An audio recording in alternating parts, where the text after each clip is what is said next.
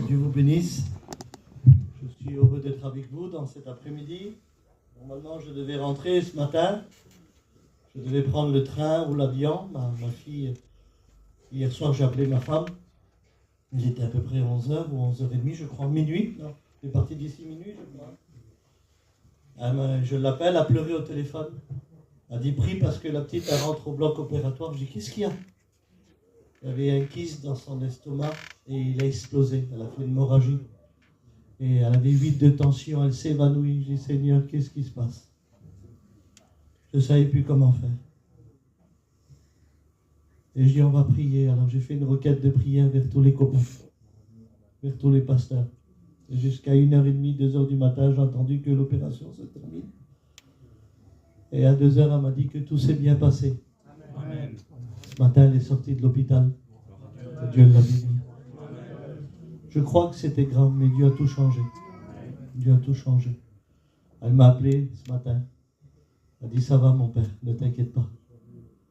Alors j'en bénis Dieu parce que voilà, maintenant on est là. Et Dieu le sait pourquoi. Amen. Il garde nos enfants, il garde nos familles. Je le crois de tout mon cœur. Amen. Je crois aussi que cet après-midi, eh bien, Dieu veut nous parler. Pas à travers Abraham, mais à travers sa parole. Parce que sa parole, elle est vivante. Vous savez, un homme a dit un jour, il dit, ouvrez la cage d'un lion et il trouvera sa proie. Il dit, ouvrez la Bible et elle trouvera un cœur. Alléluia. Et moi, je crois de tout mon cœur que la parole de Dieu, elle va nous parler. Amen. La parole de Dieu, elle est là pour nous bénir, pour nous instruire, pour nous sauver. Mais elle est là aussi pour nous apprendre. Amen. La parole de Dieu m'a appris à m'asseoir, à parler, à communiquer, à respecter. Pourtant, je suis gitan, mais j'ai grandi dans la drogue, j'ai grandi dans les parcs, j'ai grandi dans le vol. J'avais perdu toute notion d'une vie normale. Mais la parole de Dieu m'a donné à revivre, humblement, simplement. Et la parole de Dieu, parfois, elle nous donne un sens à notre vie. La parole de Dieu, elle nous apprend comment vivre dans notre foyer, comment vivre avec des voisins, comment vivre avec des copains, comment vivre avec de la famille. La parole de Dieu, elle nous apprend comment surmonter, supporter, accepter. La parole de Dieu, elle nous apprend comment parler, comment agir. Et tout ça, c'est dans la parole de Dieu. Et moi, je crois que cet après-midi, eh bien, Dieu veut nous apprendre comment vivre avec lui. Amen. Alors, je vais lire avec vous un verset dans la parole de Dieu. J'ai mis beaucoup de temps à le comprendre. Il a fallu que je vive une expérience pour comprendre le verset. Mais à travers de quelques temps, eh bien, je l'avais compris. Et Dieu m'avait parlé. Alors, on va lire ensemble dans Proverbe 11 et au verset 26. Écoutez ce qu'il est dit. Celui qui retient le blé est maudit du peuple, mais la bénédiction est sur la tête de celui qui le vend ou celui qui le donne. Je le redis, celui qui retient le blé est maudit du peuple, mais la bénédiction est sur la tête de celui qui le vend ou celui qui le donne. Et Isaïe 55 dit, venez acheter gratuitement. Amen. Amen. J'aimerais qu'on prie le Seigneur et j'aimerais que mon frère prie le Seigneur pour moi. Amen. Merci ta grâce, Seigneur, en cet après-midi. Merci, Seigneur, encore une fois de pouvoir être réunis en ton nom autour de ta parole, Seigneur. À combien, Seigneur, nous avons besoin que tu nous parles dans cette journée. À combien nous avons besoin d'une parole de toi, Seigneur. Moi, le premier, Seigneur, j'ai besoin que tu parles à ma vie. Alors bénis ton serviteur pour nous, Seigneur. Qu'il puisse avoir une parole pour chacun d'entre nous. Bénis ton Église, Seigneur. Renouvelle ceux qui sont fatigués, Seigneur. Donne-nous de nouvelles forces. Que ton esprit, qu'il puisse avoir une action de ton esprit, Seigneur, dans cette journée. Nous te plaçons tous ces moments devant toi, Jésus. Et à toi revient toute la gloire, Seigneur. Amen. Gloire à Dieu. Est-ce qu'on peut dire Amen? Amen. Celui qui retient le blé est maudit du peuple, mais la bénédiction est sur la tête de celui qui le donne ou qui le vend. Et je ne comprenais pas le verset, celui qui retient le blé est maudit du peuple. Je ne comprenais pas. Et un jour, j'étais aux commissions. Et quand j'étais en commission, il y avait mon cousin. Et mon cousin, je le connais très bien, c'est un garçon gentil, sympathique. Mais là, je le voyais avec un visage un peu énervé. Donc je m'approche tout doucement, je dis, ça va David? Il dit, ça va pas. Je dis, qu'est-ce qui t'arrive? Il dit, on t'a pas dit que j'étais à l'hôpital hier avec ma petite et qu'il n'y avait pas un de vous? Je dis, David, je m'excuse, mais on ne savait pas que tu étais à l'hôpital avec ta petite. On va venir aujourd'hui, on va prier. Vous aurez dû le savoir, tu es un serviteur de Dieu. Mais bien énervé. Je dis, David, je m'excuse, je ne savais pas. Dieu le sait que c'est vrai. Mais je dis, ce soir, on va venir et on va prier. Quelques jours après, je vois la cousine de ma mère. Un jour, on va se faire tuer à Paris. Énervé aussi. Alors je dis, ça va ma soeur, ça va pas? Je dis, qu'est-ce qui t'arrive? On était au tribunal hier avec mon fils. Il n'y avait pas un de vous avec nous.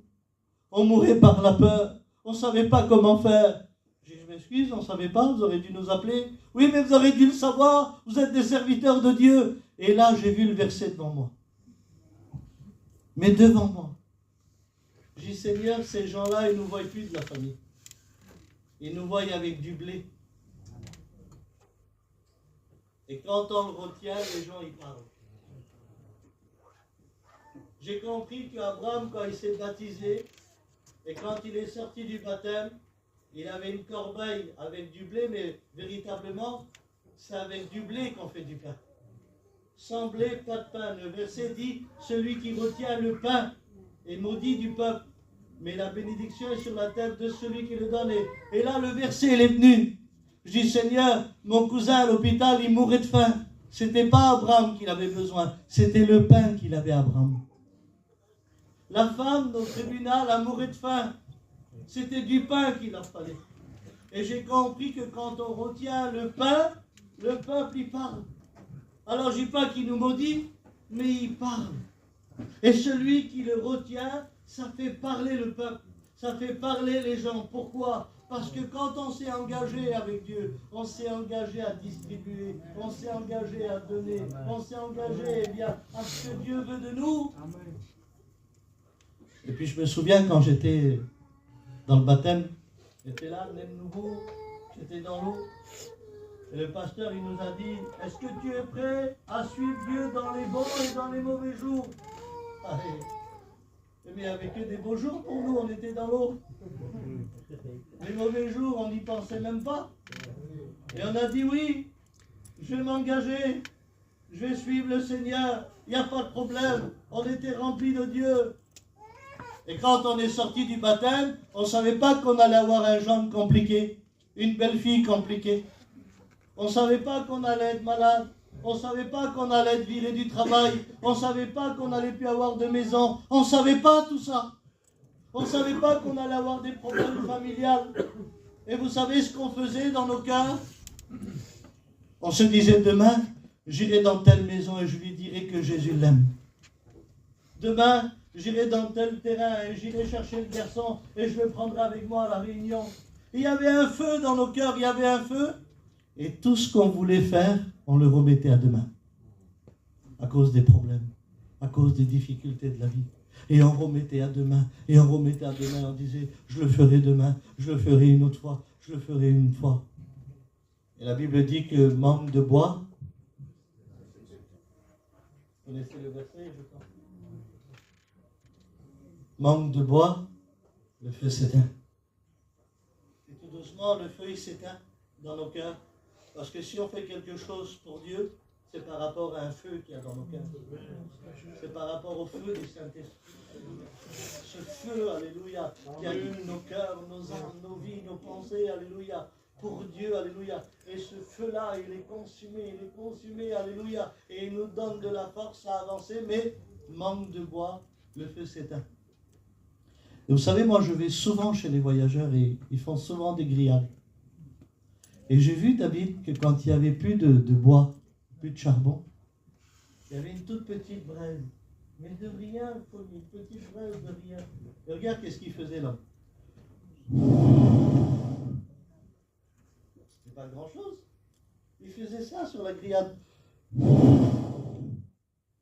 Et les flammes montaient. C'est possible. Il a soufflé et les flammes sont revenues. Il ne dit pas qu'il n'éteindra jamais le petit lumineux qui fume encore. Amen. La petite braise qui est là, eh bien, je prie Dieu qu'il souffle sur nos cœurs cet après-midi. Et que les flammes reviennent dans nos cœurs, reviennent dans nos vies. Alléluia. Qu'on puisse eh bien, prendre ce bois et le rajouter sur ce feu. Mais parfois, oui, on remettait à demain. On remettait à demain. Et parfois, quand on remet à demain, alors on manque d'expérience. On ne fait plus beaucoup d'expérience. On ne vit plus eh bien, cette vie de Dieu comme on voulait. Alors on vient à la réunion, on prend le cube, on chante un petit cantique en chorale. Mais après, c'est le quotidien. Chez nous, on dit boulot, dodo, métro. C'est ma petite vie de tous les jours, ma petite réunion. Gloire à Dieu. Merci Seigneur pour les ministères. Merci Seigneur pour nos églises. Mais Dieu veut nous appeler à faire plus. À faire plus.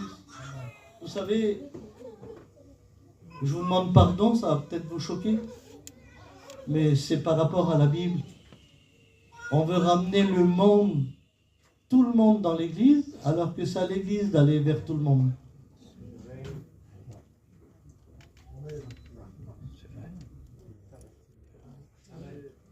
Vous comprenez? Aller par tout le monde, a dit Jésus. Nous, on veut ramener, alors que Jésus nous dit d'y aller. Et on est rentré dans une petite routine tranquille, parce qu'on s'est sédentarisé, parce qu'on voudrait vivre une vie paisible, tranquille. Mais quand on s'est engagé pour Dieu, on s'est engagé à la persécution, on s'est engagé aux larmes, à la difficulté, mais il nous a promis d'être avec nous. Il a promis d'être avec nous tous les jours jusqu'à la fin du monde. Et j'ai vu que quand on retient le pain, les gens y parlent. Quand on garde pour nous, les gens y parlent. Et vous savez l'importance. Je ne sais pas vous, mais moi ça m'a fait déjà cette image. Quand quelqu'un rentre chez lui avec du pain, c'est un signe qu'à la maison, ils vont manger. Pourtant, tu ne sais pas le repas qu'ils ont fait. Mais le pain donne signe qu'à la maison, ils vont manger. Et pourtant, ça ne reste que du pain. On ne sait pas si à la maison, il y a des homards ou des coquillettes, on ne sait pas. Mais ils vont manger. J'aimerais vous dire que quand on a du pain avec nous, c'est un signe que les gens vont manger. C'est un signe que les gens vont être rassasiés. C'est un signe qu'il y a quelque chose sur la table. Et c'est ça le pain. Mais la bénédiction est sur la tête, alléluia, de celui qui le donne. Et j'ai voulu voir dans la Bible qui était béni en amenant le pain ou en donnant le pain. Alors j'ai voulu voir dans la parole de Dieu, Seigneur, fais-moi montrer qui est béni quand on amène le pain. Et puis j'ai trouvé cette histoire dans 1 Samuel 17. C'est l'histoire de David, alléluia. Et avant d'être roi, il est berger et il garde les brebis de son père. Et David, quand il gardait les brebis de son père, c'était pas simplement avec les yeux, non. La Bible dit que quand l'ours venait, il combattait l'ours. Quand le lion venait, il se battait avec le lion, imaginez-vous. Il était capable de donner sa vie pour des brebis. Il était capable de risquer sa vie pour des brebis. Et un jour, la Bible dit que le père va appeler David et va dire, David, mon fils, viens voir. Et quand David y vient, alléluia, le père dit, voilà David, tes frères qui sont dans le combat là-bas, avec Saül, emmène-leur du pain. Donc il prend 10 pains et les donne à David. Prends ces pains, emmène-les chez tes frères, regarde s'ils vont bien et reviens m'apporter des nouvelles sûres. C'était le désir d'un père. On l'a tous vécu ça quand nos parents ils nous appellent. Allô, ça va? T'as mangé? Les petits, ça va? Bon ben c'est bien, on se rappelle.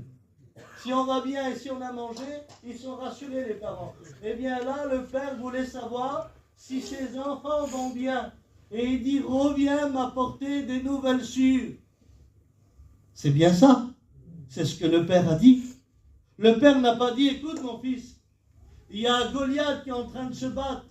Il y a Goliath qui est en train de mettre la pression depuis 40 jours. Il y a Goliath qui est en train de terroriser l'armée. Mon fils, vas-y, va voir qu'est-ce qui se passe. Ah oui, parce qu'aujourd'hui, pour aller visiter quelqu'un, il faut qu'on sache le problème qu'il a. Sinon, on ne le visite pas. Je sais pas, c'est un nouveau système. Pour visiter quelqu'un, il faut qu'il passe par quelque chose. Là, le père, il dit, va voir tes frères, regarde s'ils vont bien, et reviens m'apporter des nourritures. Ça veut dire, vas-y, va voir si tout va bien. Il n'a pas parlé de Goliath, il n'a pas parlé de combat, va voir si tes frères vont bien. Et reviens m'apporter des nouvelles sûres. S'il aurait voulu, David, qu'est-ce qu'il aurait dit à son père? Mon père, ils sont avec Saül, ils ont à manger, ils ont à boire, laisse-moi tranquille. J'ai pas dormi toute la nuit à cause du lion, à cause de l'ours. Je suis fatigué, mon père. Tes enfants, ils ont à manger. Il aurait pu le faire. Mais s'il est capable d'aimer des bêtes, s'il est capable d'aimer des brebis, à plus forte raison, il est capable d'aimer ses frères. Il dit, mon père, donne-moi les pains, je vais les emmener. Il prend les pains, il part en direction de ses frères. Et quand il arrive chez ses frères, c'est écrit comme ça. On ne peut pas tout lire, c'est trop long. Il arrive vers ses frères et quand il rentre sous la tente, il dit, bonjour les frères. Voilà, mon père m'envoie pour savoir si vous allez bien. Et il donne le pain. Il distribue. Il dit, ça va? Tout va bien? Et il donne le pain. Donc, David, il est béni.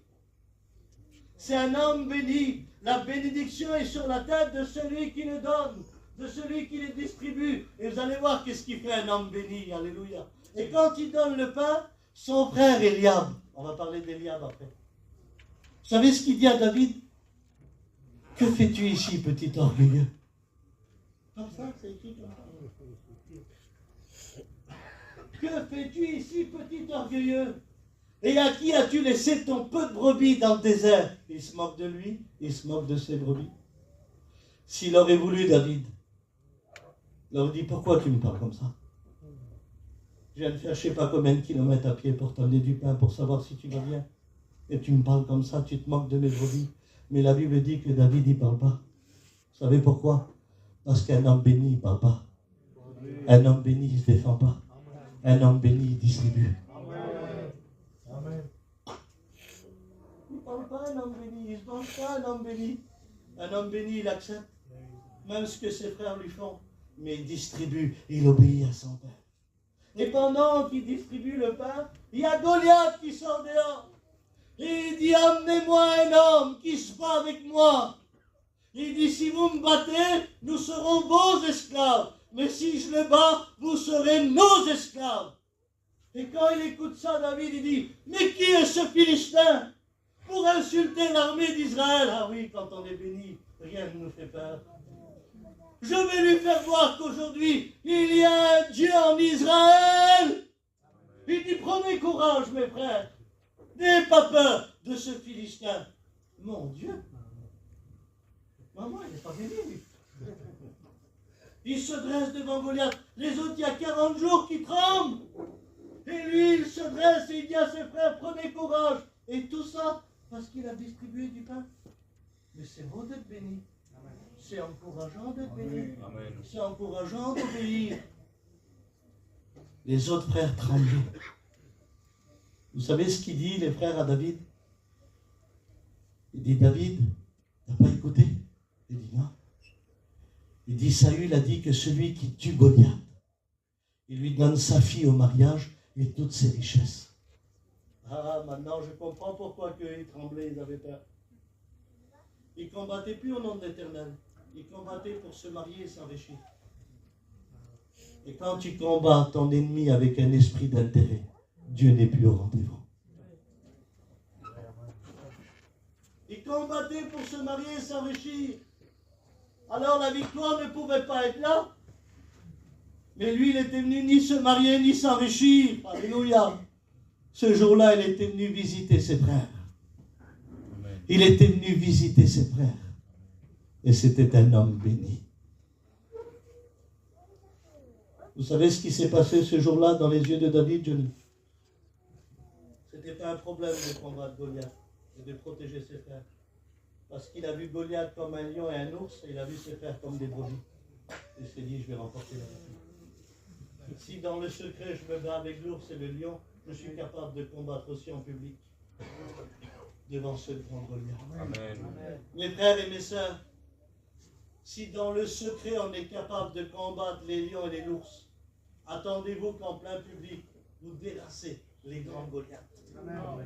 Si dans le secret, vous avez une vie de Dieu, attendez-vous à vivre des expériences extraordinaires. C'est ça un homme béni, alléluia. Vous savez, eh bien, avec son père, il avait l'art. Et il aimait adorer Dieu, il aimait louer Dieu, alléluia. La vie cachée en Dieu, la vie secrète en Dieu. C'est dans le secret qu'on combat les ours. C'est dans le secret qu'on combat les lions. Personne ne le voit. Mais si on est fidèle dans les petites choses, Dieu nous donnera des grandes. Et quand il arrive et il voit ce grand Goliath, il dit, attendez ici mes frères.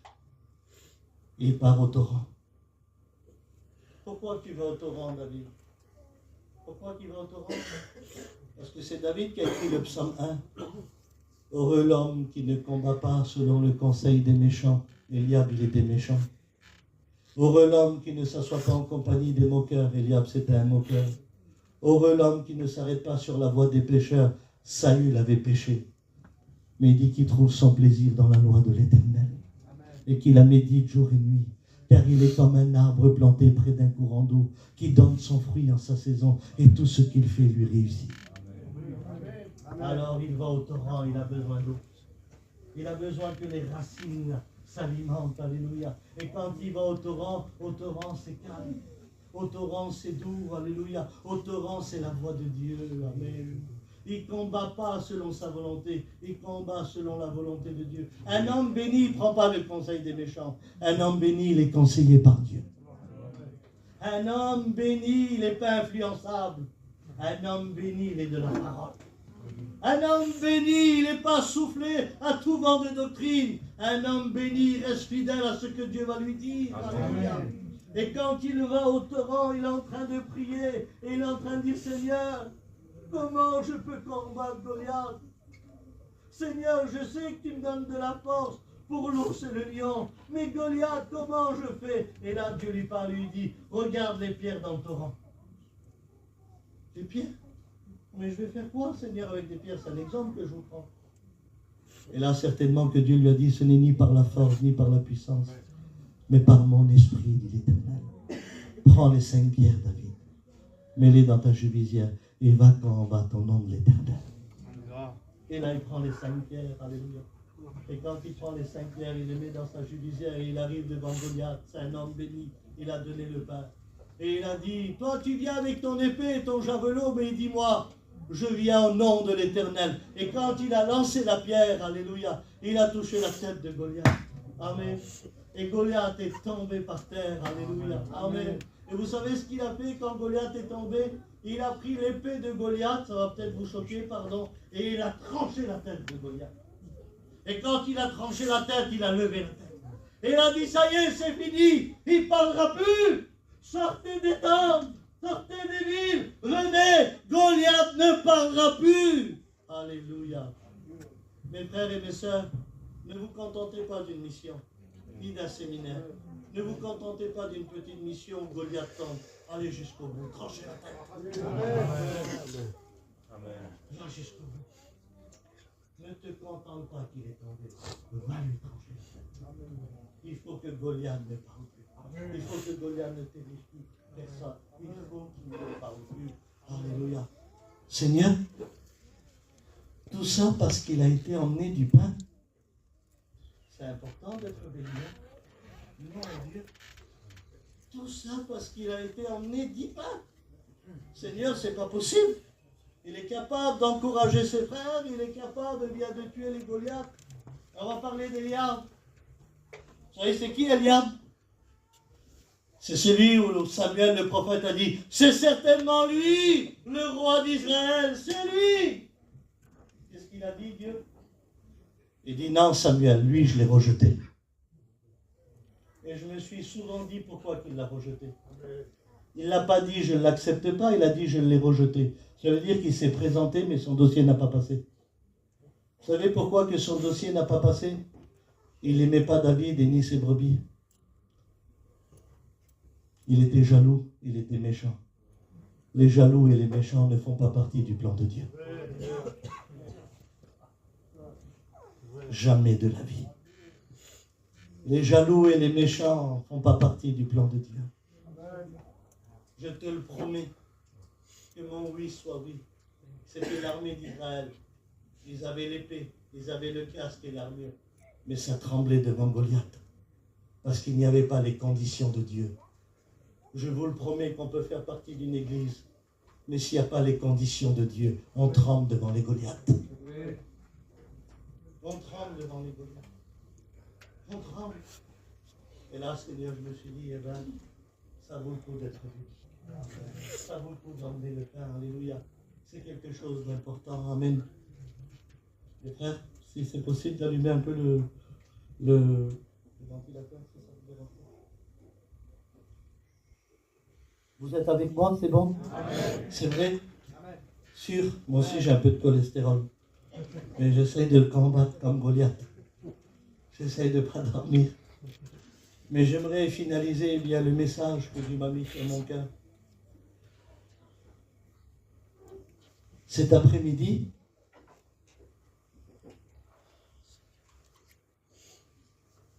Dieu voudrait savoir si on est disponible, comme David. Dieu le sait que tu combats le lion de la pauvreté, parce qu'on ne veut plus être pauvre aujourd'hui. Dieu le sait qu'on combat l'ours de la mauvaise renommée, on veut que personne parle sur nous. Dieu connaît nos combats. Dieu, il sait comment on prend soin de nos maisons. Mais cet après-midi, il demande si tu es libre à emmener du pain. Ah oui, parce qu'aujourd'hui, on est dans un monde moderne. On veut tuer des Goliaths sans distribuer de pain. Ça n'existe pas. On ne peut pas tuer des Goliaths si on ne peut pas emmener du pain. Ça ne marche pas. Je vous le promets que ça ne marche pas. Il y en a plein qui veulent vivre des expériences sans distribuer du pain. Comment voulez-vous qu'on vive des expériences si on ne distribue pas le pain? Comment voulez-vous que des Goliaths se présentent si on ne visite pas, si on ne donne pas, si on ne pose pas de questions? Comment voulez-vous qu'on voie des Goliaths? Goliath, il s'est présenté parce que David a distribué. Si David n'aurait pas été, il n'aurait jamais vu Goliath. Il n'aurait jamais pu combattre Goliath parce qu'il aurait resté avec ses brebis. Et qu'il y en a plein aujourd'hui qui veulent prendre soin de leur maison sans distribuer du pain. Le pasteur le fera, les serviteurs le feront, mais là c'est l'église entière qui est concernée. C'est à l'église, alléluia, d'amener le pain aussi. C'est à l'église d'emmener le pain. Mais Dieu veut savoir si on est disponible. Parce que peut-être que tout le monde ici n'est pas disponible comme David. Peut-être qu'ici, on n'a plus le temps de distribuer, on n'a plus le temps d'emmener, on n'a plus le temps d'amener ce pain que Dieu voudrait qu'on le donne. Alors Dieu voudrait savoir si on est disponible. Un jour, il y a 20 ans en arrière, je suis arrivé avec mon camping ici à Montpellier, dans le Canal des Ignées, et quand j'étais au feu rouge, il y avait un homme que Dieu m'est témoin, il marchait comme ça, regardez. Il marchait comme ça.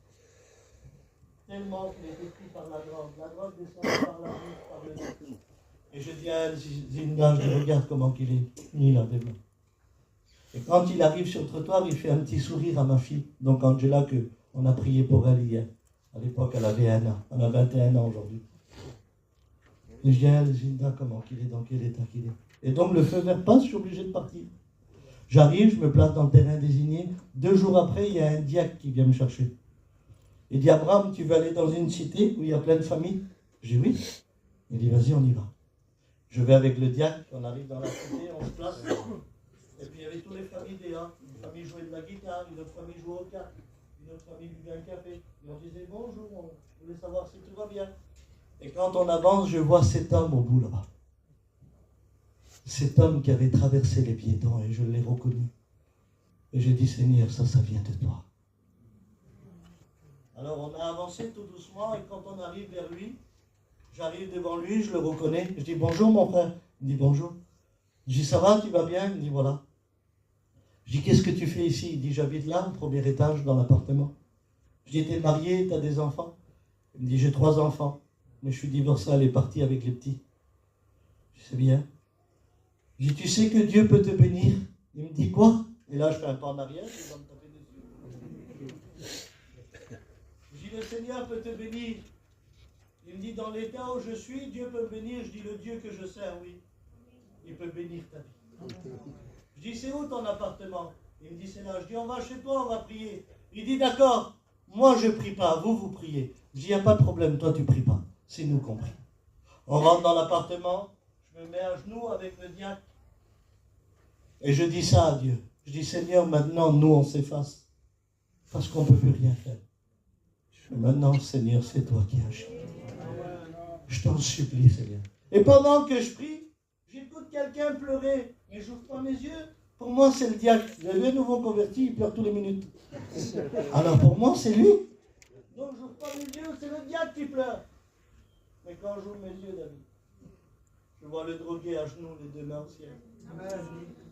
Il a dit ces deux paroles que j'oublierai jamais de ma vie. Merci parce que tu ne m'as pas oublié, Seigneur. Merci parce que tu ne m'as pas oublié. Ce jour-là, on avait emmené un morceau de pain. Et Jésus a dérassé le Goliath de la drogue. Il avait dérassé le Goliath de la drogue. Parce que ce jour-là, on avait donné un petit morceau de pain. Un jour, j'avais écouté qu'une voyageuse avait tué sa cousine à coup de couteau, par jalousie. Quand elle l'a tuée, elle l'a fait 7 ans de prison et 3 ans dans un terrain tout seul. Et avant qu'elle tue, eh bien, cette fille, un petit frère et une petite sœur étaient morts dans un accident de voiture. Donc elle vivait déjà le deuil de son petit frère et de sa petite sœur, et maintenant, là, elle avait tué par jalousie. Et j'avais écouté que cette fille-là, elle était dans un terrain tout près de chez moi. Et j'étais avec un chrétien. Et pendant qu'on allait bien chercher du travail, on ne trouvait rien. Il était à peu près midi. J'ai dit, pourquoi on n'irait pas la voir? Et lui me dit, mais t'es fou, elle va nous tuer. J'ai dit, mais non, elle ne va pas nous tuer. J'ai dit, viens, on va la voir. Elle est là dans un terrain, on m'a dit où aller. Viens, on va la voir. Il dit, Abraham, moi j'y vais pas. Vas-y toi, moi j'y vais pas. J'y viens avec moi. Et je l'écoute doucement, il dit, il est fou, il est fou, il est fou. Et quand on arrive devant le terrain, que Dieu m'est témoin, il était midi, il y avait un grand soleil. Mais le terrain, il était minuit. Tellement qu'il était couvert par les ténèbres. Tellement que c'était noir. Il y avait un camping là-bas dans le coin. Alors on descend de la voiture, on arrive au camping et je frappe à la porte. Et j'entends la voix d'une femme qui dit, c'est qui? Quoi dire? Elle ne nous connaît pas, on ne la connaît pas, on n'est pas de sa famille. Qu'est-ce que je vais dire? J'ai simplement ces mots-là. Je dis, je suis serviteur de Dieu, je viens te dire que Jésus t'aime et il ne t'a pas oublié. Johnny, elle ouvre la porte et elle tremble. Elle dit, qu'est-ce que je fais encore? Qu'est-ce que je fais? Qu'est-ce qu'il y a? Je dis rien, descends du camping, Dieu t'aime. Dieu t'a pas oublié. Et pendant que je parle de Dieu avec elle, le chrétien qui est avec moi, il dit dans sa prière, Seigneur, permets que son mari vienne. Il n'a pas terminé la prière que son mari rentre dans le terrain. La cocaïne descendait par le nez, il se met en garde devant nous. Il dit, qu'est-ce que vous voulez? Qu'est-ce qu'il y a? Je dis rien, je dis calme-toi. Je dis, regarde, c'est nous. Regarde, c'est nous, regarde. Puis il faisait ça. Il dit, c'est toi, Abraham? Je dis, oui. Je viens, le salut est rentré dans ta maison. On s'est mis dans le chalet, on a chanté un cantique, on a parlé de Dieu. Et là, l'Esprit de Dieu est descendu. J'ai déjà pris mes enfants pleurer dans mes bras. Ma femme pleurer pour sa famille. Mais prendre un drogué, une meurtrière et que leurs larmes coulent sur votre chemise, c'était quelque chose d'extraordinaire. Ce jour-là, on avait donné un petit morceau de pain. Et Jésus avait terrassé le Goliath qu'il a condamné jour et nuit. Et qui lui disait meurtrière, meurtrière, meurtrière, meurtrière. Elle a fait son expérience, elle va un petit peu aux réunions des gadgets. Elle n'ose pas encore aller vers les gitans, vers les voyageurs. Mais ce jour-là, on avait emmené un petit morceau de pain. Et on a vu Dieu agir. Je ne vais pas m'étendre sur les miracles. Je vous le dis un dernier. On était dans un terrain et on parlait avec une femme et je vous le dis en vérité, on voit la belle fille rentrer comme ça dans le terrain. Et quand elle rentre, je vois que ça ne va pas. Mais elle rentre dans le terrain avec un visage méchant. Alors je fais comme si je ne la regarde pas. Et pendant que je parle avec la femme à m'expliquer ses problèmes, dès qu'elle a terminé, on va au camping. Oui, Je dis bonjour ma soeur, je suis avec un chrétien, est-ce qu'on peut parler? Elle dit d'accord. Je monte dans le camping. Que Dieu m'est témoin. Je dis au nom de Jésus, donne-moi tous les médicaments que tu as cachés au nom de Jésus. Et elle commence à pleurer. Et elle prend le grand sac comme ça. Et elle dit, aujourd'hui je me suicide, c'est aujourd'hui que je me tue. J'ai pris la décision, c'était aujourd'hui. J'ai dit non, non, parce que Dieu est vivant, il va changer ta vie. Quand elle m'a donné les cachets, que Dieu m'est témoin, elle est tombée à genoux, on a prié pour elle. Ce jour-là, on avait donné un petit morceau de pain. Et Jésus avait dérassé le grand Goliath qui voulait faire que cette femme se suicide. Alléluia. Parce qu'on avait emmené un petit morceau de pain. Il y en a qui croient qu'il faut ramener les ministères dans nos villes. Amenez déjà le pain. Vous allez voir combien de Goliaths qui vont tomber. Je dis gloire à Dieu pour les ministères, pour les hommes de Dieu. Mais commençons à amener du pain. Vous allez voir combien de Goliaths qui vont se présenter. Alléluia. Vous allez voir combien de Goliaths. Regardez, ce n'est pas un appel que je fais. Je dis juste ça. Qui voudrait emmener ce pain? Moi, je lève la main. Vous voyez comment c'est simple, comment c'est logique? C'est normal, puisque c'est simple. Je veux dire, mais je suis timide, moi. Je ne parle pas. Abraham, tu ne me connais pas, je parle à personne, moi. Je suis quelqu'un de très timide, très timide. Regardez, viens voir. Pardon, hein, je ne vous fais pas de théâtre. D'accord? On va parler de la timidité. Je suis timide, moi, je ne peux pas faire ce que tu dis. Regardez, donne-moi le pain. Est-ce qu'il m'a parlé pour le donner? Répondez-moi. Il n'a pas parlé. Qu'est-ce qu'il a fait? Il me l'a donné. Je l'ai pris. Des fois, on n'a pas besoin de parler pour le donner.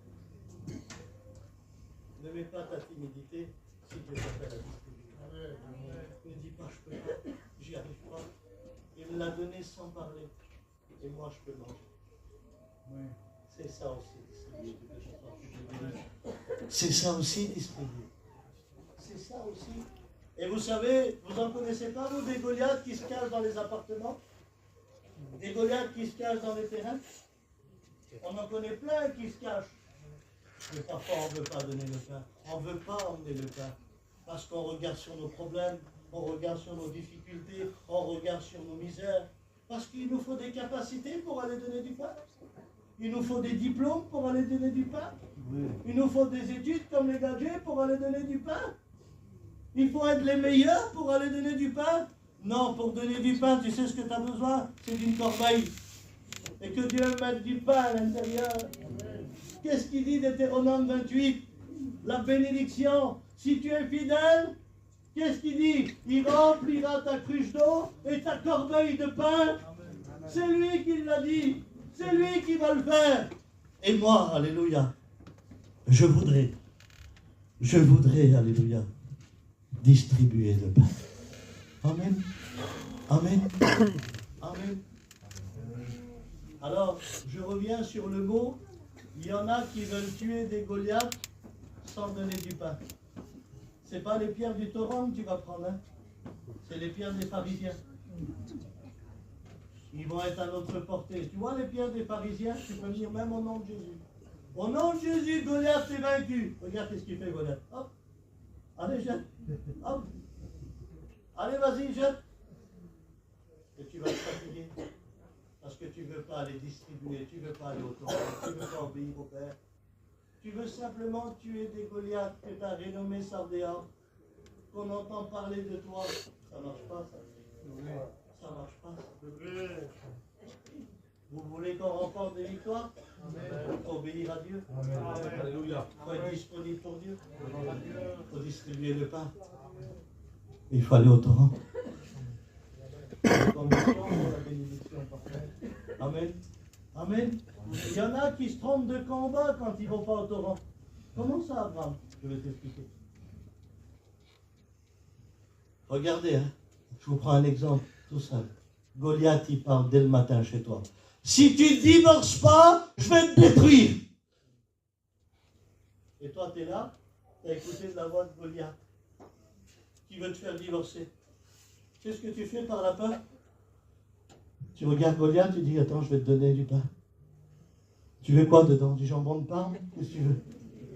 Tu prends le pain et tu le donnes à Goliath. Tiens, laisse-moi le temps de divorcer, ne t'inquiète pas, je vais divorcer. Et tu prends les pierres, regarde ce que tu fais. La femme du pasteur, je ne peux plus la voir. Le pasteur, je ne peux plus le supporter. Et elle, la chrétienne, je ne peux plus la voir. On jette les pierres sur nos frères et on donne le pain à Goliath.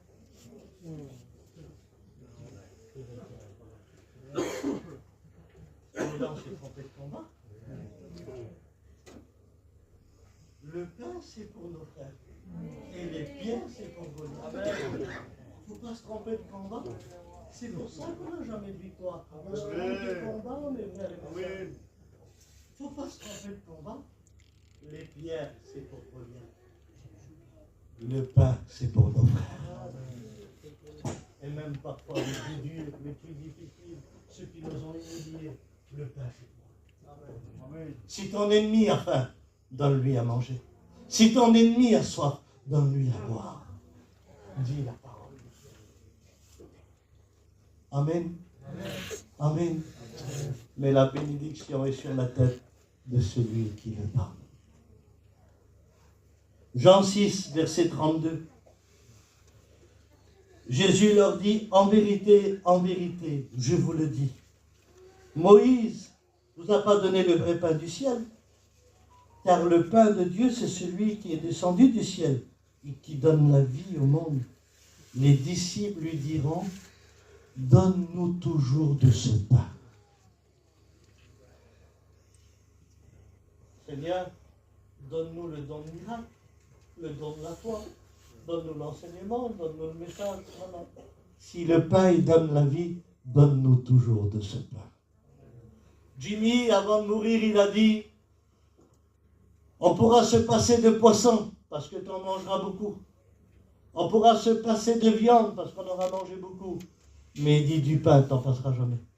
Tu en manges tous les jours pendant des années. Le pain, tu en manges tout. C'est vrai. S'il donne la vie au monde, alors donne-nous toujours de ce pain. Amen. Je vois en ce moment qu'on court après les messages et après les messagers. Ouais. On se met sur Internet, on voit les docteurs de la Bible, et ceci, je dis gloire à Dieu pour la connaissance. Mes frères, si le pain il donne la vie, vous ne voulez pas qu'on cherche le pain d'abord? Avant de remplir ton cœur, remplis ta corbeille. Ah oui, parce qu'aujourd'hui, on va être que béni. Pourquoi tu vas être béni, Abraham? Comme ça, je ne tape pas ma femme. Comme je suis béni, je ne la tape pas. Elle, tant qu'elle est bénie, elle ne crie pas. On va être que béni. Que béni pour ne pas vivre la catastrophe. C'est ça la bénédiction? Non, la bénédiction, c'est de faire des choses que tu ne pouvais pas faire. Faire un travail pour Dieu. Faire des choses pour Dieu. Aller plus loin pour Dieu. Je vous en supplie, de maman ou jamais aujourd'hui, d'être disponible pour Dieu. Est-ce que vous voulez être disponible? Ah Seigneur, je ne veux plus me tromper de combat. J'avais des pierres pour mes frères. Ah, il y en a, ils sont affûtés les pierres. Hein. Maman. Quand il s'agit que c'est pour les frères, on met même des clous à l'intérieur. Pour ne pas louper. On essaye de les armer encore plus. Non, les pierres c'est pour Goliath. Le pain c'est pour nos frères. Ils ne veulent pas, distribue. Ils n'en veulent pas, distribue. Donne le pain. Ne fais rien d'autre que donner le pain. Ne fais rien d'autre que donner le pain. Pourquoi tu veux enterrer ton appel au ministère? Parce que ça ne va pas à ton foyer.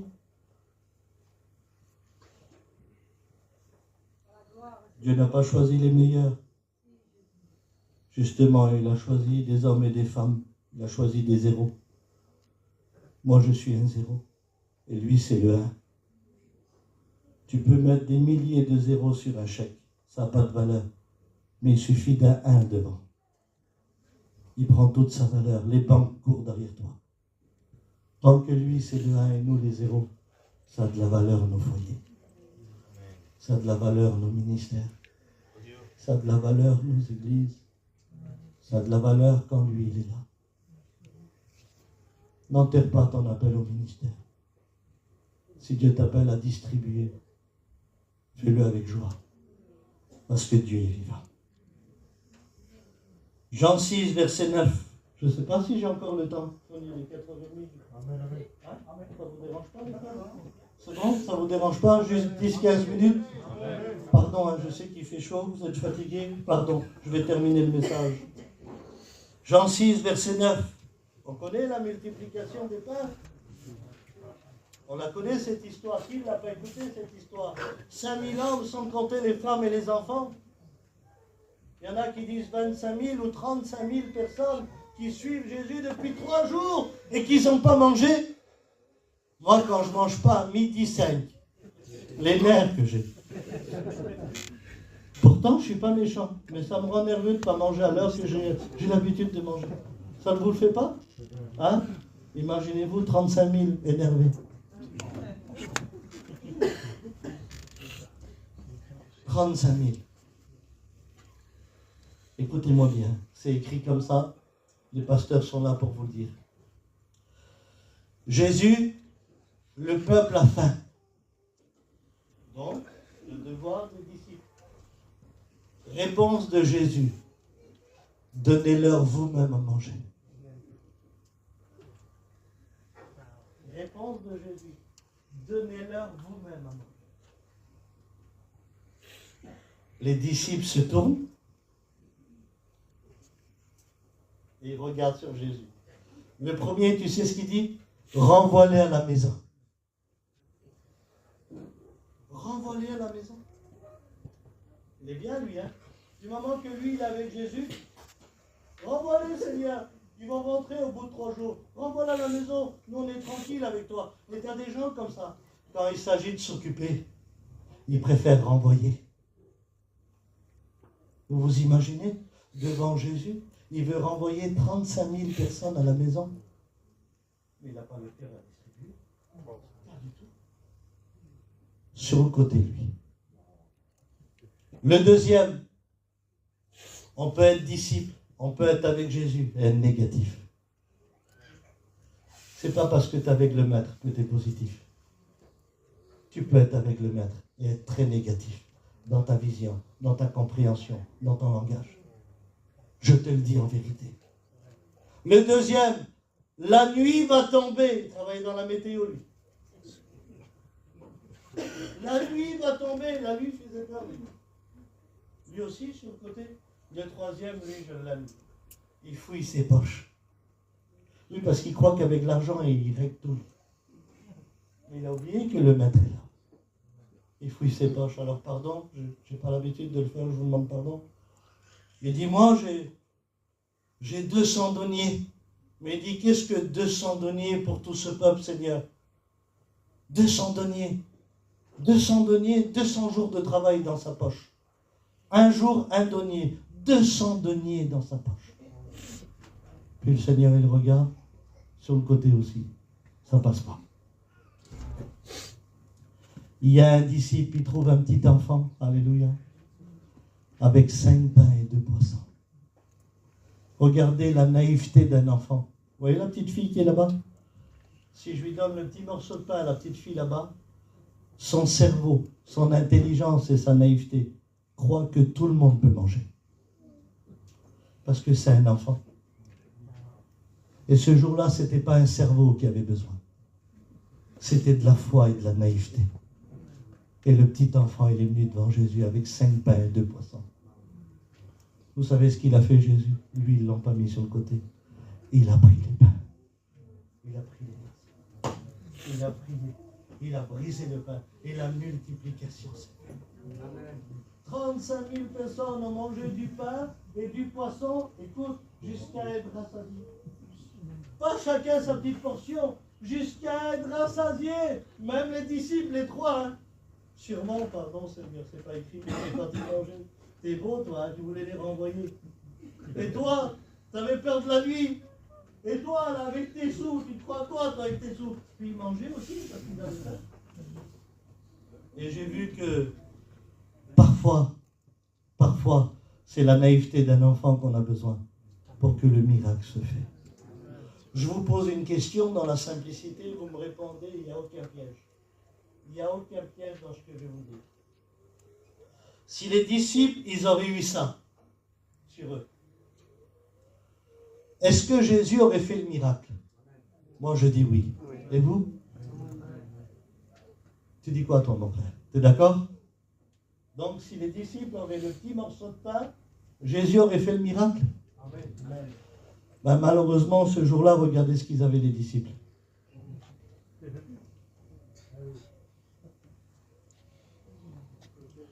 Je crains aujourd'hui. Je crains, c'est ma crainte de serviteur. Je crains que si le Seigneur nous dit de nourrir le peuple, j'ai peur que ça a pris la place de ça.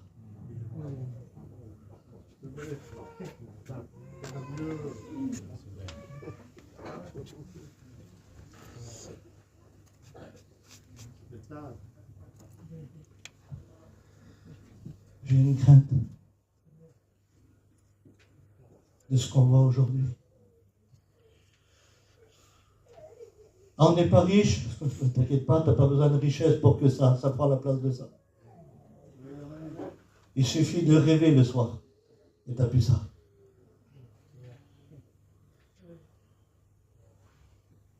Si ça prend la place de ça, on est foutu. Tu peux avoir des tonnes devant l'angoisse, tu ne feras rien. Des tonnes devant la dépression, tu ne feras rien. Tu peux en avoir des tonnes devant le divorce, tu ne feras rien. Par contre, si tu as ça chez toi, devant l'angoisse, tu as ton miracle. Amen. Devant la dépression, tu as ton miracle. Amen. Ne serait-ce que ça, Dieu peut faire le miracle. Amen. Alors, Dieu veut mettre de l'ordre. Comment, Abraham? Ma vie avec lui, ma vie sur terre. Ben oui, je ne peux pas aller à Total. Combien? 40 € de gasoil, combien un morceau de pain? Il va appeler les quistés, il va me mettre en prison. On n'est pas bête, on n'est pas fou. Mais de l'ordre, ça existe. Ma vie sur terre, ma vie avec Dieu. C'est l'équilibre. Mais jamais ça que ça prend la place de ça. Il faut que ça demeure chez nous. Il faut que ça demeure avec nous. Il faut que ça demeure chez nous. Il ne faut pas que ça soit remplacé. Je vous en supplie. Il ne faut pas que ça prenne la place. Acte 3, verset 1. Pierre et Jean montaient à l'heure de la prière au temple. Ils voient quoi? Dites-le moi. Ils voient un mendiant demander des sous. Il a 200 deniers. S'il n'en donne pas, alors là, c'est un vrai radin. Donne un denier, 2 deniers, t'en as 200. Qu'est-ce qu'ils disent? Regarde-nous. On n'a ni or ni argent. C'est pas possible. Tu les as mis où les 200 deniers? Pas besoin avec Jésus. Nous n'avons ni or ni argent à te donner. Mais ce que je te donne, au nom de Jésus, lève-toi et marche. Et il se lève d'un bond, alléluia. Et il commence à marcher, amen. Le miracle s'est fait, alléluia. Pourquoi? Parce qu'il y avait un morceau de pain. Parce qu'il y avait un morceau de pain. Parce qu'il y avait un morceau de pain. Parce qu'il y avait un morceau de pain. Des fois, je roule quand je pars en mission. Et des fois, je suis avec un garçon et je pense à ma femme, à mes enfants. On a un cœur pour notre famille. Je dis, Seigneur, je suis loin de ma famille. Mais si tu viens ce soir, on se rejoint au ciel. On se rejoint au ciel. Écoute, quand tu donnes le pain, tu penses au ciel. Quand tu donnes du pain, tu penses au retour du Christ. Quand tu distribues du pain, alléluia, tu as la mémoire que Jésus peut sauver, peut bénir, peut guérir. Mais le pain. C'est qui le pain? C'est Jésus. Je suis le pain. Je suis le pain du ciel. C'est Jésus, le nom de Jésus, alléluia. Jésus leur a dit aux disciples, je vais mourir, mais le 3e jour, je vais ressusciter. Ne vous inquiétez pas, mes disciples. je vais mourir, mais le troisième jour, je vais ressusciter. La Bible dit qu'à la croix du calvaire, tous l'abandonnèrent, sauf Jean. La Bible dit que quand il a ressuscité le troisième jour, écoutez-moi bien, quand il a ressuscité le troisième jour, la Bible dit qu'il s'est fait montrer à plus de 500 frères à la fois, Johnny. C'est ça? 500 personnes. Jésus, même ressuscité, donne du pain. Même ressuscité, il distribue. Même ressuscité, il pense à l'œuvre. C'était pas un héros, Dieu, ou un Superman, ou un Batman. C'était le Fils de Dieu, et il a payé au prix de son sang, parce qu'il nous aimait. Même avant de mourir, et même ressuscité. Amen. Il distribue. Oui, mais il fait 500 frères, il ne voit pas les disciples. Il aurait dû voir Pierre prêcher, il aurait dû voir Jean chanter, il aurait dû voir Jacques. Non. Ils sont où? La moitié se cache dans une chambre. Les autres, ils sont partis à Tibériade. On va parler de Tibériade. Ils sont partis à Tibériade. Et quand Jésus arrive dans Jean 21, la Bible dit qu'il marche au bord du lac comme ça. Il marche. Pierre, il est dans la barque avec Jean. La Bible dit, écoutez-moi bien, c'est écrit comme ça. Faites attention quand on s'éloigne un petit peu de Dieu. Faites attention. Il plongeait. Ah, avant il jetait son filet. Maintenant il plonge. Et quand il plonge, il revient, il prend bien. Jean dit, c'est le Seigneur, Pierre. Non, c'est pas possible. Je te le dis que c'est le Seigneur. L'amour reconnaîtra toujours Jésus. Mort ou ressuscité. L'amour ne périt jamais, dit la parole de Dieu. L'amour ne périt jamais. C'est Jésus. Non, c'est pas Jésus. C'est Jésus. Je te dis que c'est lui. Ils commencent à ramer. Ils arrivent au sec. La plus belle grillade. On a mangé une bonne grillade aujourd'hui. Hein. Que Dieu vous bénisse, les frères. La plus belle grillade, c'est dans Jean 21. Jésus a préparé un feu. Il a mis ce qu'il y avait à mettre. Il avait du pain. Écoutez ce qu'il dit aux disciples. Avez-vous pris quelque chose, petits enfants? Pardon, folie. Jamais tu me verras voir dire petit enfant à un homme de 40 ans et de 50 ans. David, jamais. Tu t'imagines, demain on va voir un homme de 50 ans, de 40 ans et on dit, alors petit enfant, ça va? C'est impossible. Mais je vous le dis, pourquoi qui dit ça? C'était ma pensée. Alors petit enfant, vous avez pris quelque chose? Quand il les a appelés au ministère, il les a appelés au lac de Galilée. Mais quand il revient les chercher, il revient les chercher au lac de Tibériade. Tibère, c'était un empereur au temps d'Hérode. Il avait fait son commerce au lac de Tibériade. C'était une ville de commerce.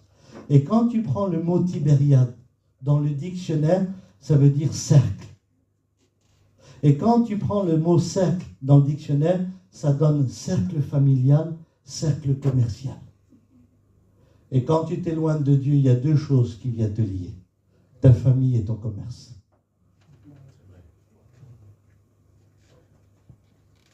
Ta famille et ton commerce. Tu ne veux plus distribuer? Travaille et occupe-toi de ta famille. Cercle familial, cercle commercial. Jésus savait qu'ils étaient encerclés parce qu'ils s'étaient éloignés. Et quand il va dire, avez-vous pris quelque chose, petits enfants? Il savait que Jésus les a abandonnés. C'est eux qui ont abandonné Jésus. Donc quand il leur dit, avez-vous pris quelque chose, petits enfants? Je vais vous le dire pourquoi. Je vais donner les 50 € à un enfant là. Je vais les donner. Écoutez-moi bien, le petit il a 50 €. Moi j'ai un Kinder dans ma main, ça vaut 1 €. Mais c'est son chocolat préféré. J'appelle le petit, j'y ai, on échange. Qu'est-ce qu'il fait le petit? Il me donne la valeur contre ce qu'il aime. Il échange le chocolat avec les 50 €. Quand Jésus leur a dit, avez-vous pris quelque chose, petits enfants? Ça veut dire, vous m'avez échangé. Vous m'avez échangé contre le commerce, contre la famille. Mais il n'y a qu'un enfant qui fait ça. Vous êtes des enfants. Vous m'avez échangé. Il n'y a qu'un enfant qui fait ça. Pierre, il dit non, on n'a rien pris. Jette ton filet à droite. Pourquoi qu'il ne dit pas plonge? Parce qu'il plongeait. Dieu ne traînera jamais avec nous, avec nos attitudes à nous, mais toujours avec ses attitudes à lui. Jette ton filet à droite. Alléluia. Quand il jette le filet, la Bible dit ça, qu'il ne pouvait même pas tirer le filet. Il y avait 153 sortes de poissons. Parce qu'à l'époque de Jésus, il n'y avait que 153 nations. Il n'y en avait pas plus. Donc il est en train de lui dire, écoute-moi, déjà l'appel au ministère, tu ne l'enterres pas. Dans ton filet, dans ton message, tu prêcheras pour tout le monde. Ça, c'est spirituel. Mais le deuxième message de Jésus, c'est, Pierre, si tu es venu manger, je te donne tous les poissons. Il y en a 153 sortes dans le lac. Je te les donne. Mais j'espère que tu es venu manger. Que tu n'es pas venu faire du commerce. Il est fait asseoir. Il prend le poisson et les met sur la grillade. Regardez la patience de Jésus. Il est patient quand on s'éloigne de lui. Il est patient. C'est vrai. Dieu use de patience afin qu'un plus grand nombre soit sauvé. Regardez la patience, l'amour qu'il a. Il attend que Pierre mange. Ah oui, Jésus aussi distribue. Il lui donne du pain. Et quand il avale le premier morceau de pain, Jésus lui dit, Pierre, m'aimes-tu plus que cela? C'était fort, hein? Seigneur, tu sais que je t'aime. Alors paie mes brebis. Et moi, je ne comprenais pas ce verset. Deuxième fois, Pierre, m'aimes-tu plus que cela? Seigneur, tu sais que je t'aime. Alors paie mes agneaux. Troisième fois, Pierre, m'aimes-tu plus que cela? Seigneur, tu sais que je t'aime. Alors paie mes brebis. En un mot, Pierre, je viens de faire 500 terrains, t'es pas là. Je viens de faire 500 familles qui pleurent. 500 familles persécutées. T'es en train de travailler. T'es en train de t'encercler. T'es en train de te faire prendre par tes opinions à toi. Si tu m'aimes, alors distribue. Si tu m'aimes, alors va voir. Si tu m'aimes, va voir mes brebis. Si tu m'aimes vraiment, va nourrir. C'est pour ça qu'il a dit m'aimes-tu. Parce que si tu m'aimes, tu distribues. Tu distribues si tu m'aimes. Il y en a qui disent que la puissance de Dieu, il l'a reçue dans Acte 2, verset 3, quand il a parlé en langue, il a prêché 3000 âmes, 5000 âmes. Oui, mais avant d'aller dans Acte 2, verset 3, si tu ne passes pas par Jean 21, tu ne peux pas y aller. Parce qu'avant d'aller au feu, il faut être reprimandé. Il y en a plein qui veulent courir au feu sans être reprimandés. Vous vous rappelez Adam et Ève? Ils ont couru à l'arbre de la vie. Ils voulaient en manger parce qu'ils ont péché. Mais Dieu a mis des anges avec une épée qui nuait. Non, non, Adam, tu ne peux pas, Adam. Il faut que tu te repentes. Ah oui, vous voulez qu'on aille au feu? Il faut être reprimandé. L'église de Perpignan, non, de Montpellier, pardon. L'église de Montpellier. Tu m'aimes? Oui, Seigneur, on t'aime. Alors paie mes agneaux. Je visite des terrains. Vous n'êtes pas là, Abraham. Je visite des veuves. Vous n'êtes pas là, Abraham. Je visite des orphelins. Vous n'êtes pas là, Abraham. Je vais voir des inconvertis. Vous n'êtes pas là, Abraham. Tu m'aimes, Abraham? Oui. Même pas que dans le local, Abraham. Va et distribue. Va et distribue.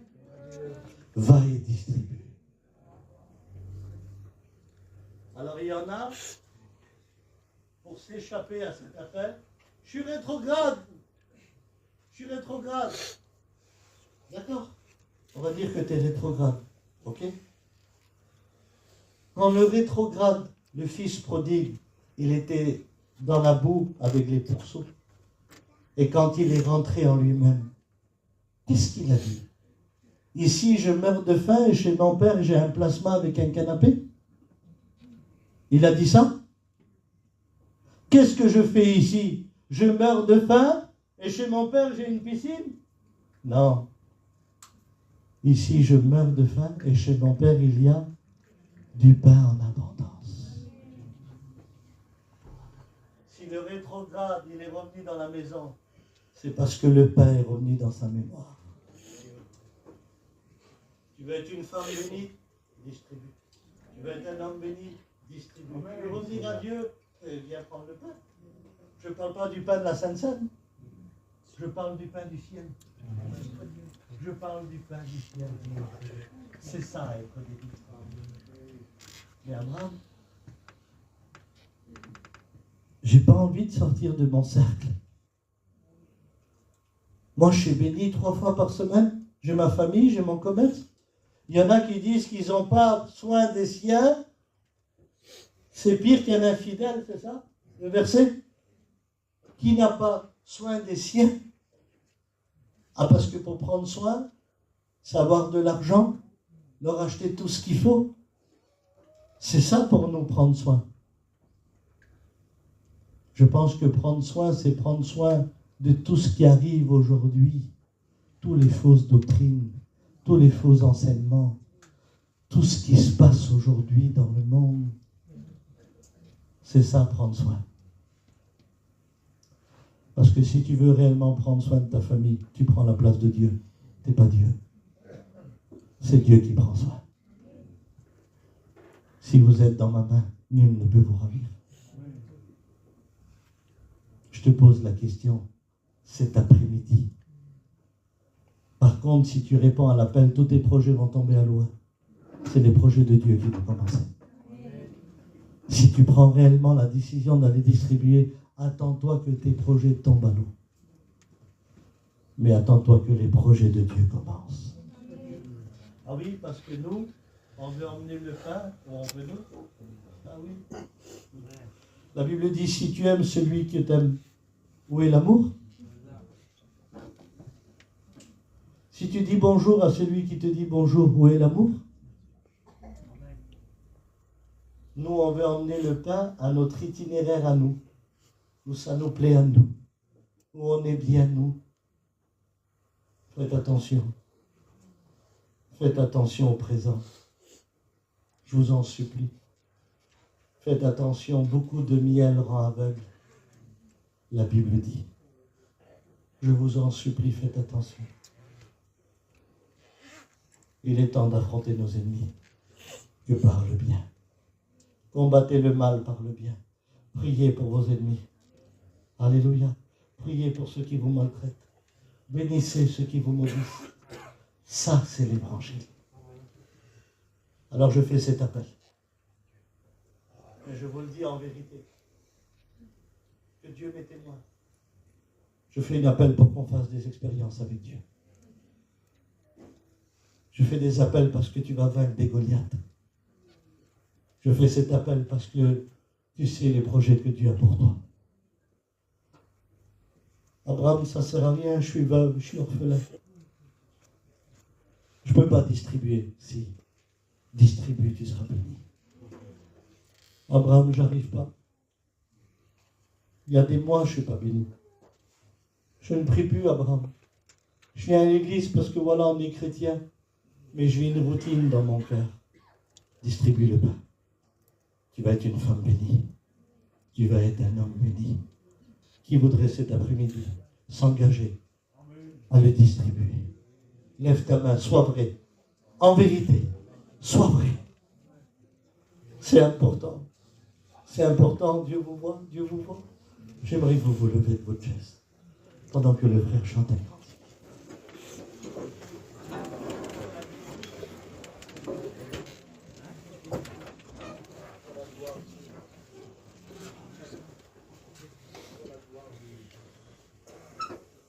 C'est important ce que vous faites cet après-midi.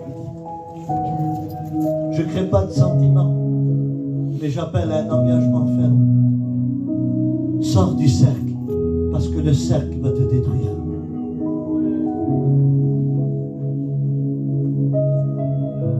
Sortons de la routine. Le champ de Dieu est grand et il y a peu d'ouvriers. Tu prêches pas, ma soeur, mais tu peux témoigner.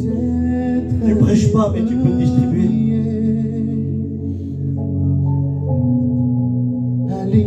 y a des mois, tu te trompes de combat. Il y a des mois que la calomnie est rentrée dans ta maison.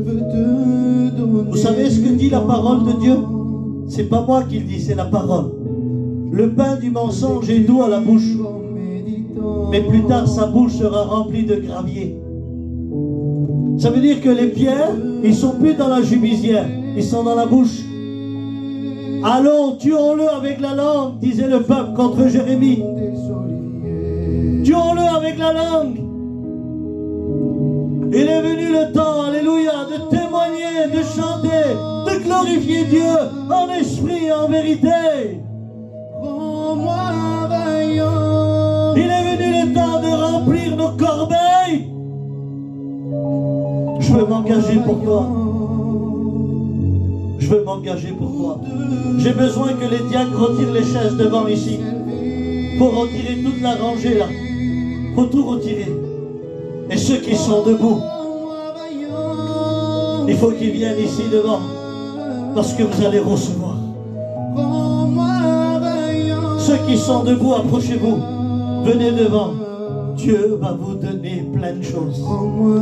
Viens avec ton foyer. Viens, veuve, orphelin, chrétien, chrétienne. Viens, approche-toi. Tu n'es pas inutile. Tu es utile pour Dieu. Viens. Venez, approchez-vous.